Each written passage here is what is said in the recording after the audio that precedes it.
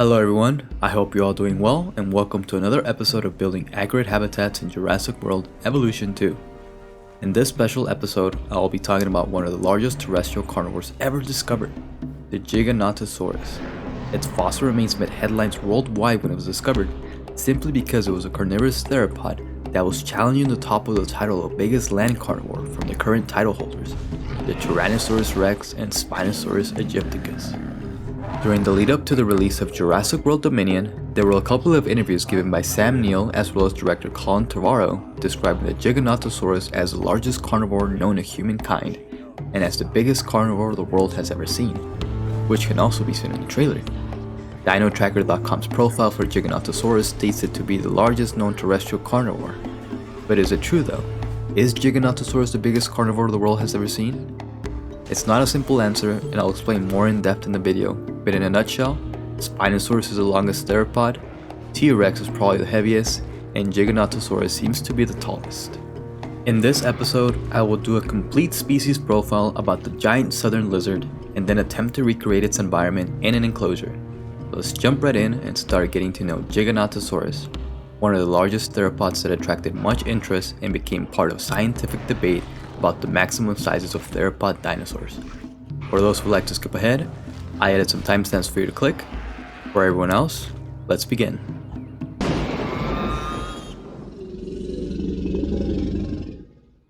Giganotosaurus comes from Carcharodontosaurus theropod dinosaurs that lived in South America, specifically the Candeleros Formation in present-day Argentina during the late Cretaceous period, about 99 to 92 million years ago. So far, only 2 specimens of Giganotosaurus have been found. One was almost 3/4 complete and had most of the skull fossils intact, while another specimen discovery yielded just a couple of teeth fragments. By 1995, it was given the name Giganotosaurus carolini. Giganotosaurus is Greek for giant southern lizard, not gigantic lizard, as it's often mistranslated and mispronounced by people unfamiliar with classical roots as Giganotosaurus. The specific name Carolini honors the discoverer Ruben D. Carolini. Its size has been estimated to be around 45 to 47 feet in length. In contrast, Gotti, the largest Tyrannosaurus known to science, stands at a little over 42 feet. Taking those numbers at face value, Giganotosaurus is indeed the bigger of the two, but researchers don't have complete skeletons of either predator, and comparing partial skeletons is no easy feat. While relatively similar in length to the Tyrannosaurus rex, the Giganotosaurus was much lighter and more graceful. This relatively fast-moving theropod has been calculated of running at speeds up to 31 miles per hour. It was capable of running this fast because it was estimated to have weighed about 7.5 tons, compared to 9.5 tons for the Tyrannosaurus rex, which was much more massive and robustly built. But let's not forget about the Spinosaurus, which completely overshadows both the T-Rex and Giganotosaurus in terms of length, as it has been measured to be up to 53 feet long. However, it's not as massive and robustly built as the T-Rex, with conservative estimates weighing the Spinosaurus at about 7 tons. So, Giganotosaurus was indeed very large, but whether it's the largest terrestrial predator ever found is far from certain. You never know, we might eventually find an even larger specimen of a Giganotosaurus out there, but right now, with the fossil evidence at our disposal, we just cannot be sure of the maximum size that Giganotosaurus could achieve. Its arms were relatively short compared to its body size, but they were still powerful enough to deliver a deadly blow. This has led to the proposed hunting strategy of Giganotosaurus targeting the large South American titanosaurs such as Argentinosaurus. Where some carnivores could easily crunch through the bones of their prey, the bones of Argentinosaurus are simply too large. Even a large theropod would have trouble just getting its mouth around the femur. So instead, Giganotosaurus adapted to leaving the bones and concentrating on just the softer tissue.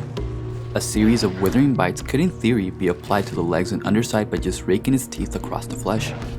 Then all Giganotosaurus would have to do is wait for either the blood or infection to finish the job. It's also possible that Giganotosaurus targeted the leg muscles to try and sever a tendon, cutting the muscle free from the bone. This would cripple a large Titanosaurus so that it had absolutely no chance of escape.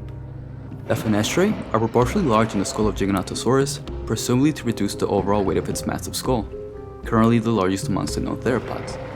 Inside the skull are the usual areas and attachment for powerful biting muscles, but also for potentially well-developed olfactory region, indicating a good sense of smell. However, it also had small brain for its size, and adding insult to injury, its tiny brain appears to have been the approximate shape and weight of a banana. Going by its jaws, Giganotosaurus likely had a weaker bite than a Tyrannosaurus, but its teeth were flatter and more built for cutting. This, coupled with its reinforced chin, suggests an active predator that carved huge chunks of soft tissue from its prey. These kinds of teeth are commonly seen in the Carcharodontosaurids, which is why the group is sometimes called shark-toothed lizards. This is because the prey Giganotosaurus targeted often lacked armor, but were very robust and densely muscled, meaning a crushing bite force would be ineffective, and instead, multiple bites will be employed to cause death by blood loss and shock.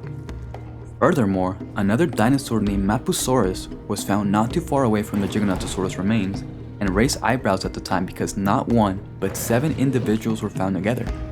This had led to some speculating that Mapusaurus could have attacked the larger sauropods as a group, significantly increasing the chances of success. It cannot be said if such behavior was true for Giganotosaurus, but Mapusaurus was very similar to it and was discovered not too far away. Further discoveries may yield more clues about the recently found Giganotosaurus.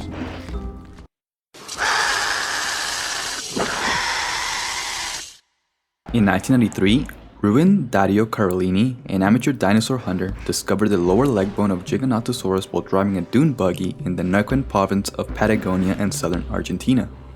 The fossils came from deposits in a region that is now referred to as the Candeleros Formation. This Candeleros Formation is situated in the Rio Negro, Neuquén, and Mendoza provinces of Argentina, and was named for Candeleros Hill, which is located nearby. It is the oldest member of the Neuquén group and sits beneath the Huinco Formation and above the Lohencura Formation. It dates to the Cinnamonian age of the late Cretaceous epoch, 100 million years ago. This discovery was announced by paleontologists Rodolfo Correa and Leonardo Salgado at a Society of Vertebrate Paleontology meeting in 1994, where science writer Dom Lessem offered to fund the excavation after having been impressed by a photo of the lower leg bone. By the time they finished the skeleton, it was about 70% complete and included parts of the skull, pelvis, leg bones, and backbone. Paleontologist Rodolfo Correa and Leonardo Salgado named Giganotosaurus in 1995 when they described the dinosaur in their nature study. Although remains of many other dinosaurs have been discovered at various stages of development, the same cannot be said of Giganotosaurus.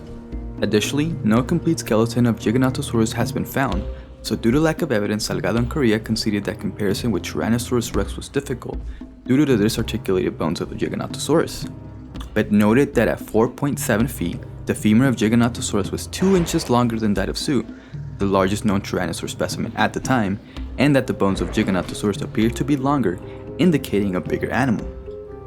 After years of research, they estimated the skull to have been about 5 feet long and the whole animal to have been about 41 feet long, with a weight of about 6 to 8 tons.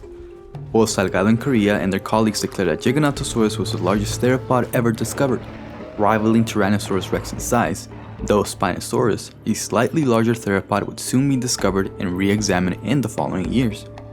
Giganotosaurus made waves after its unveiling to the public, with the original holotype specimen on display in the Ernesto Bachmann Paleontological Museum in Villa El Chocón, Argentina.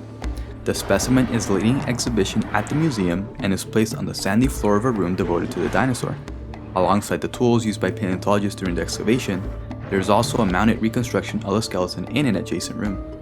The discovery of Giganotosaurus and its relatives helped paleontologists expand their understanding of Cretaceous large theropod evolution, because prior to that point there really were no T-Rex-sized theropods known from the southern hemisphere, and the northern hemisphere at the time would have been contested between the earlier smaller Tyrannosaurs and large theropods like the Neovenatorids. In an interview for a 1995 article entitled New Beasts Usurps T-Rex as King Carnivore, Sereno noted that these newly discovered theropods from South America and Africa competed with Tyrannosaurus as the largest predators, and would help in the understanding of late Cretaceous dinosaur faunas, which had otherwise been very North America-centric. A few years later, in 1998, Argentine geologist and paleontologist Jorge Orlando Calvo discovered a second Giganotosaurus specimen that consisted of teeth fragments from a supposedly larger individual. The secondary specimen has been used to extrapolate a length of 43 feet, a skull of about 6.4 feet long, and a weight of about 9 tons.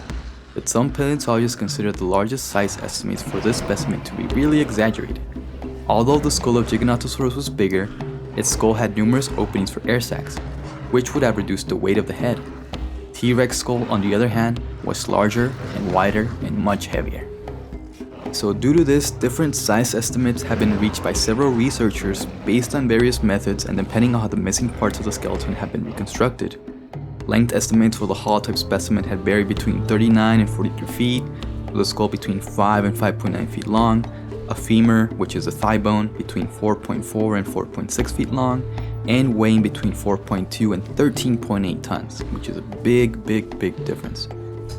Very recently, at a 2014 paleontological meeting, paleontologist Canal and his colleagues presented evidence of carcharodontosaurid teeth associated with the remains of Argentinosaurus, the largest land animal ever found so far. But whether or not the carnivores took down their giant prey alone is unclear. It is possible that Carcharodontosaurus hunted in packs. For now, it's safest to consider the likes of Giganotosaurus, Spinosaurus, and Tyrannosaurus as comparable to one another in terms of size.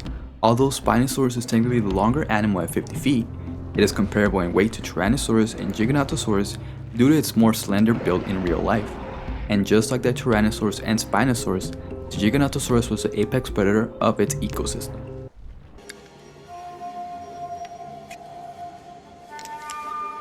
Now let's talk about the environment in which the Giganotosaurus lived in to give us a better idea of how to replicate its natural habitat.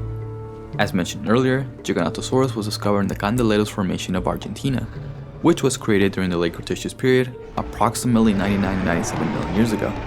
This formation is the lowest unit in the Nelken group, wherein it's part of the Rio Lemay subgroup. This formation comprises of coarse and medium-grained sandstones deposited in an environment consisting of rivers and streams. Buried soil, siltstones, and claystones are present, some of which represent occasional swampy conditions. Giganotosaurus prowled the plains and woodlands of the Candeleros Formation, as this would have provided plenty of prey to hunt and ample places to stalk prey. The plants during this late Cretaceous period include cycads, ginkgos, conifers, and ferns, particularly the Temskia, which is an extinct genus of tree fern that lived during this period. The flowering plants or angiosperms came to represent the major component of the landscape by the mid to late Cretaceous period. In this environment, Giganotosaurus lived alongside many species of titanosaurs, including some of the largest dinosaurs ever discovered. Medium-sized sauropods as well as large ornithopods, therosaurs, and other theropods lived there as well. Giganotosaurus is thought to have gone extinct around 93 million years ago, 25 million years before the KT mass extinction event, which is theorized to have caused the extinction of the dinosaurs. During this time, the climate began to rise and so did global sea levels. The vast grounds that Giganotosaurus hunted in were gradually lost. Unable to sustain its large frame, one of the largest predators known to walk the earth perished.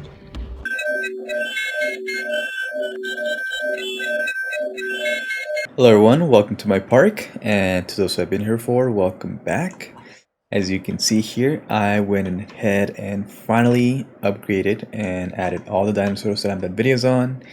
If you haven't seen them, go ahead and check them out, but I know we are here to see the Giganotosaurus enclosure. So here they are right here. As you can see, I'm expanding the park little by little. Each video as it goes will be added to this park. But we have here 3 Giganotosaurus, and we're going to go ahead and make its enclosure. Borrow a bit of the baryonyx. So let's go ahead and borrow part of the baryonyx exhibit. We're going to go with the water. This is going to be the little swampy conditions that Giganotosaurus lives in. So let's go ahead and just leave it like that. They did live through, a couple of valleys and rivers, so we'll add a small little river here. And just go ahead and make it skinny. And it looks pretty good. Usually I try to make some changes so it doesn't look that unnatural, but that looks pretty good. Maybe a little chunk here. And after that, let's work with our terrain. So since this is going to be swampy, let's use this grass that looks like kind of like moss. It looks like moss. So let's go ahead and use the moss over here on the swampy area. I'm gonna give it a sort of swampy look. Everything else, we're gonna leave it as that because, as I said earlier, there's a lot of claystone and sandstone during this time of Giganotosaurus. So we're gonna go ahead and try to mimic that. We're gonna Bob Ross it a bit, so we're not going to immediately see the changes until once it's done. So you kind of just want to put sand, a couple places here and there. We're gonna mix it up. And then skip over to your dirt. And we're just going to try to blend all of this together.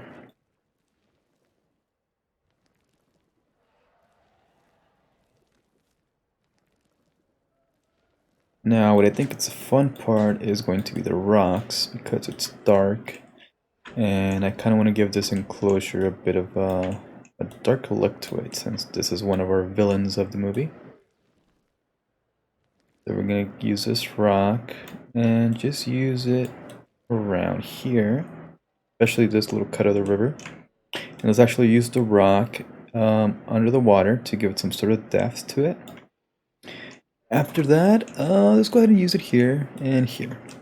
Not use too much of it. We have this rock as well to go over, so we're gonna slightly touch upon those places where we put the dark rock, and then just go ahead and put a bit of this grayish looking one. And after that, grass, we're pretty good on that. Next up, we're gonna move to our plants, but after that, let's go ahead and move over to our rocks. Different types of rocks, we have 4. Let's go ahead and use taiga, and I like my temperate rocks as well. Let's actually use the tropical rock, the temperate rock, sorry, for the swampy area. There's a bit of separation between the two, but it also makes it so that it blends together. I like to group them like that, and as I said, we'll use the taiga rock over here. And I'm just going to use it throughout the river. So, and just put one big one along with the second biggest one right here. That looks pretty good. We have our feeders already here. One next to the viewer, and then the other one's next to this viewer from the movie, of course. This is a goat, so we want our gigas to go out and hunt some goats. Which, oh, it's right there. It's chilling. Got a dino who's on low health. Not sure what's going on. Let's go on, move on to our nature plants foliage. Let's use these conifers to go ahead and blend the background for what we have here. And let's just have it encroach a bit over here. Don't want to use too much because you don't want to obscure the view. And I think that's good enough. Let's go also ahead and use our Temskia, which were the ferns that were around this time during the Cretaceous period. So these were a type of genus that lived only during this time of the Cretaceous period. So let's gonna go ahead and make sure that it is represented in this enclosure. Then you can go ahead and move to our cycads. I don't want to use too much because I do want to make it have like a dark look to this place, and the cycads kind of make the enclosure look a bit happy. So let's go ahead and counteract that by putting a bit more of this dark forest right here.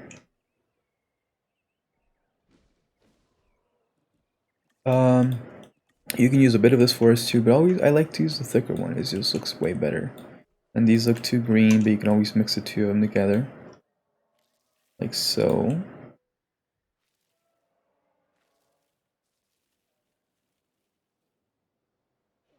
Actually, make it a bit more. There we go. Some heavy foliage. We want some heavy foliage. And then to finish it off, since this was the Cretaceous period, put some ginkgos in here. Not too many. That's actually blocking the view. Let's not put that there. Ginkgos. Let's go ahead and put one here. Patch here and there. Coach a bit. Let's actually have this part be ginkgos, and it kind of blends into the forest. Flower plants were around this time. I've been going with the seed plants, but these aren't really flowering plants. These were like the precursors to the flowering plants. So one thing that we can use, I guess, are the leafy climbers. I have noticed there's some little flowers that pop up here and there. Like those. So you have your flowering plants, plants represented here. So we'll use it. This is swamp, so let's not use it there, because we want to keep that swampy, mossy look to it. And we want to still keep the gray from the sandstone and the claystone. So we're just going to use it on the parts where we have green, like so. So we have our small representation of flowering plants during this time, which I think is not enough, but hopefully they do add some. Or is there flowering plants in here somewhere? Is it the cycads, you would say? Not really flowering plants. You let me know. You let me know down below. But from what I see, seed plants aren't really there yet, and the leafy climbers are the only ones that I can see where there's actual flowers. And it's just that trunk. There wouldn't be any here, right? Nope, not at all. Well, I think we're done here, guys. You guys let me know what you guys think. I was going for a bit of a darker look to it, but it ends up being a bit more greener than usual, I would say. But nevertheless, I still think it looks good. It's a good representation. We got our little river. We got what we can call our swamp with baryonyx over here. I don't know where they are.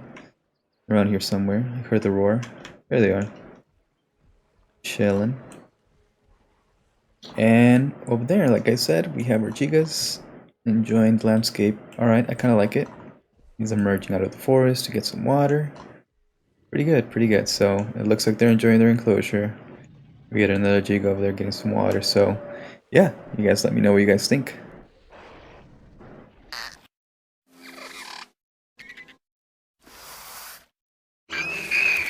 So when Giganotosaurus was alive, the most common herbivores found in South America were the Titanosaurus theropods such as Entinosaurus, Dreadnoughtus, and Androsaurus respectively. The list also includes the Rebbachisaurus theropods like the Limaisaurus and Nupsas pandylus. Other theropods include the Ambulosaurus Exranitosaurus, the Dromaeosaurid Wheatbaraptor, and the Alvarezsaurid Alnashetri. Footprints indicate the presence of large ornithopods like the Sectensaurus, Notohypsilodophan, and Gasparinisaura as well. While a single Giganotosaurus was capable of killing a young Titanosaurus or a large ornithopod, it would take many Giganotosaurus to bring down a giant adult theropod. Originally, there was no evidence that Giganotosaurus hunted in groups, but recent findings from a slightly younger rock show that their closest relatives, Mapusaurus, may have formed coalitions similar to crocodiles, or perhaps even family groups, given the high size variation and age difference between these individuals. While not known if this was true pack living behavior, these coalitions of 6 or more individuals would probably have been capable of coordinating attacks on targets of opportunity such as a large theropod. As more excavations and more research continue, over time, it is hoped that we will be able to find new species that will help us to get a better picture of the fauna that lived during that time.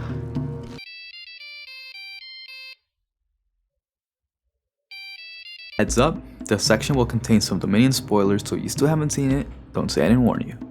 While InGen was not known to have cloned Giganotosaurus for either Jurassic Park or Jurassic World, by 2012 the company had possession of the Giganotosaurus genetic material. It was later used, along with the DNA of other numerous species, to create the Indominus Rex, which was responsible for the destruction of Jurassic World in 2015. Actually, the Giganotosaurus was once rumored to have been the initial dinosaur antagonist of Jurassic World, then called Jurassic Park 4, before the Indominus Rex was settled as the dinosaur antagonist of the film. Additionally, the Giganotosaurus was also featured in concept art for Jurassic World Fallen Kingdom, however, Colin Trevorrow decided against it and it never made the final cut. The Giganotosaurus finally made a big screen appearance in the final film of the franchise Jurassic World Dominion. While it did not make the cut that made it to the theaters, Giganotosaurus made its first appearance during the prologue sequence, which was released a couple of weeks before the release of Dominion. In the prologue sequence set during the Cretaceous period, a Giganotosaurus rested while a Moros scavenged bits of meat stuck between the Giganotosaurus teeth until a Tyrannosaurus Rex approached the pair, causing the Giganotosaurus to confront the intruder and scaring away the Moros and a nearby Iguanodon. The carnivores circled and roared at each other until a fight broke out, with the Giganotosaurus quickly managing to bite the neck of the T-Rex and kill it. After dropping the corpse, Giganotosaurus leaves the area. However, in real life, Giganotosaurus could have never fought Tyrannosaurus Rex, as the latter lived in North America while the former lived in South America, and also 30 million years before the T-Rex. Unfortunately, this scene will only be available to those who see the extended cut, but I honestly think it was a crucial part not to include in the theatrical release of the film, as it really sets the tone for the Giganotosaurus to establish itself as an antagonist, something I feel the film failed to establish. Nevertheless, in a theatrical release of the film, we are told that Giganotosaurus was among the dinosaurs cloned by Biosyn and kept within their valley. We get a first look at Giganotosaurus when the small Moros approaches it while sleeping, during the scene when Dr. Grant and Dr. Sadler arrive at Biosyn. Later that day, Owen Grady and Kyla Watts witness the Giganotosaurus encounter the Tyrannosaurus Rex, who was recently transported to the Biosyn Valley, scavenging the carcass of a deer that met its ends at the claws of a Therizinosaurus. The pair briefly fought over the carcass until the Tyrannosaurus backed off, allowing the Giganotosaurus to feed on the carcass. On one hand, the interaction between these top predators was very realistic, but on the other hand, I really didn't like the way Rexy was just brushed off pretty quickly by the Giganotosaurus. I feel like Rexy could have given more of a fight, but then again, she's very old, and she's got some age on her, so that's probably it. Night, a swarm of giant locusts that was set on fire by Lewis Dodgson in an attempt to erase his criminal activity, escaped their containment and started a forest fire within the valley, during which the Giganotosaurus encountered the entire team at an observation tower near its habitat and attacked them. At first, the predator only followed them slowly until Macy attempted to climb a ladder into the observation tower, at which point it bit down on the railing around the ladder and tore it off. Before it could turn its back into the quarry, Dr. Malcolm got its attention by waving a flameless locust on a bar of metal, which he threw into the predator's mouth when it roared, stunning the dinosaur and briefly setting its mouth on fire. The Giganotosaurus quickly turned around back to the group, however, who had all made it to the platform that looped around the tower, and proceeded to bite the platform and attempt to pull it down with Owen and Ellie.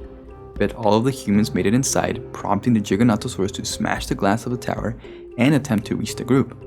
The group began stabbing the dinosaur with metal knives and broken pipes, and Kyla electrocuted its eyes with a taser after hitting it with a tranquilizer dart, which forced the Giganotosaurus to retreat. As the fire worsened, Biosyn used the chips they implanted in their animals to call them into the center of the Biosyn research facility. As it moved through the area, the Giganotosaurus was challenged by Rexy, and the two began battling. The Giganotosaurus managed to knock Rexy unconscious after a ferocious melee that nearly crushed the humans, but her limp body, held underfoot by the Giganotosaurus, had pinned a sheet of metal on top of Owen, Claire, and Macy, and was about to crush them. Ellie saw this and attempted to help them, but the dinosaur roared at her when she attempted to approach and prepared to attack. Kyla then shot a flare to distract the Giganotosaurus, which landed beside a newcomer, the Therizinosaurus. The two dinosaurs fought each other, with the aggressive herbivore landing nasty slashing blows on the larger theropod until Rexy regained consciousness. Now confronted by two enemies, the Giganotosaurus was unable to determine quickly which enemy was a greater threat, which allowed the Tyrannosaurus Rex to bite its neck and ram it into the claws of the Therizinosaurus, impaling it and killing it. I personally think the battle was too short and a big letdown to what was supposed to be the climatic fight of the entire franchise. I guess I'm not the only one who feels this way, as many have given their own versions of what they think the final battle should have been.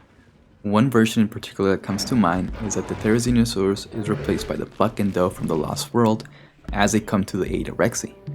It would have been a great callback to the Lost World, as well as having a more realistic scenario in which the Rexes help out another member of their pack, rather than the random Therizinosaurus just kind of waltzing in. The best version that I personally enjoyed comes from YouTuber Chris Y, who uploaded his own version that I'll link down below. But in essence, the Giganotosaurus makes quick work of the Therizinosaurus and kills it, then turns its attention to the unconscious T-Rex. As it is about to deal its killing blow, the Spinosaurus from Jurassic Part 3 shows up, and together with Rexy, they team up and take down the Giganotosaurus. The video even manages to include the little callbacks like the use of the flare gun, as well as the Spinosaurus going for the neck break. The fact that you had the Spinosaurus saving Rexy, followed up by the two working together in a climatic fight, really helps cement the threat level of the Giganotosaurus as a dinosaur not to be trifled with, and it also gives both the Rexy and Spinosaurus respectively a satisfying send-off, if you put it purely in the context of this being the last appearance in the franchise. You also give the Spinosaurus a little bit of redemption after his controversial killing of the T-Rex in Jurassic World 3. Go ahead and check it out, let me know what you think, and what ending would you have liked to see.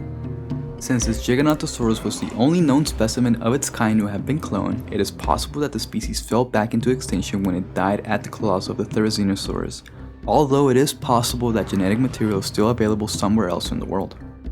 According to Industrial Light and Magic Senior Visual Effects Supervisor David Vickery, the Giganotosaurus was designed in a way to evoke hatred from the audience, with its facial markings designed to give it an evil look, with Colin Trevorrow specifying at one point to paint them like the Joker's melted face paint. At first glance, the real Giganotosaurus would be easily mistaken for a Tyrannosaurus Rex by some people, So the design of this Giganotosaurus has many distinguishing features that differentiate it from its real-world counterpart, some of which were intentionally added to help fans tell the two theropods apart.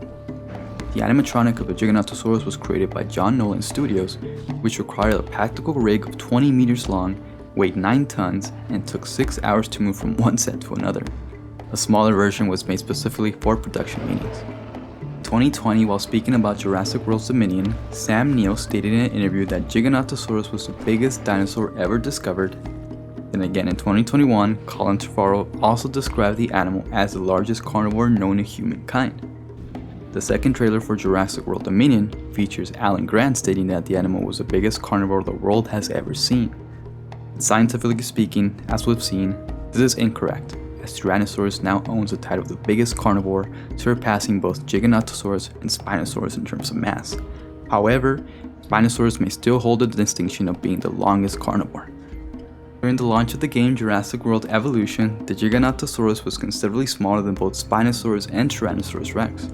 In response to community feedback, Giganotosaurus' size was increased to be the same size as Tyrannosaurus in Update 1.4. Additionally, Giganotosaurus also appears in the PlayStation game Warpath: Jurassic Park as a playable character. What should the next video be on? After making a Dimetrodon and Giganotosaurus due to popular demand, I decided I would switch it up a little. As you can tell, I've been going in alphabetical order, so the next dinosaur is Chasmosaurus, but as I've said, I've had requests for other dinosaurs. So comment below and let me know what dinosaur you would like to be featured next.